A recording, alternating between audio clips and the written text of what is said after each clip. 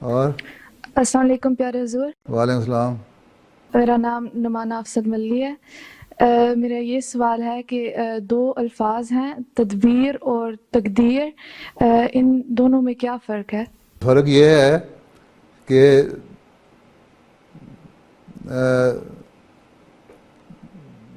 اللہ تعالیٰ نے ایک چیز جو مقدر کی ہوئی ہے، ایک تقدیر ہے انسان کی موت ہے، ٹھیک ہے.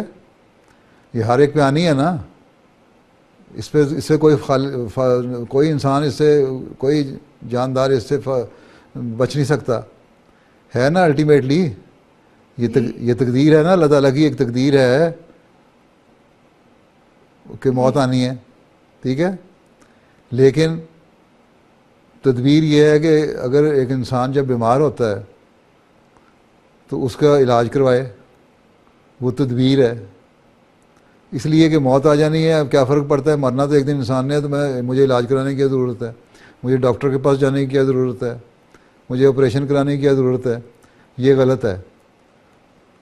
تو تقدیر اللہ تعالیٰ کی تقدیر پہ توکل کرو. اس وقت توکل ہے دوسری چیز جب پہلے تدبیر کر لو. ایک شخص حضرت صلی اللہ علیہ وسلم کے پاس آیا، بیٹھا ہوا تھا، واپس گیا تو باہر جا کے دیکھا تو اس نے وہ اونٹ اس کا غائب تھا. وہاں سے واپس آ کے شکایت کی، میرا اونٹ غائب ہو گیا. آن سے فرمایا تم نے اس کو باندھا تھا؟ انہوں نے کہا جی میں نے توکل کیا تھا اللہ تعالیٰ پہ. انہوں نے کہا توکل نہیں، پہلے تدبیر ضروری ہے. تدبیر کرو، اس کا اونٹ کا گھٹنا باندھو، پھر اللہ پہ توکل کر کے چھوڑاؤ، پھر ٹھیک ہے.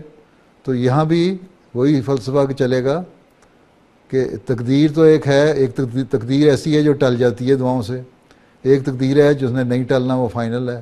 یہ فائنل تقدیر یہ ہے کہ انسان نے الٹیمیٹلی مرنا ہے. اور ٹلنے والی تقدیر یہ ہے کہ ایک بیماری ہے، اس کے علاج کے بعد اسے شفا پا جانی ہے، انسان صحت یاب ہو جائے گا، اس کی عمر لمبی ہو جائے گی. تو یہ فرق ہے. اس لیے جو تدبیر ہے وہ کرنی ہے.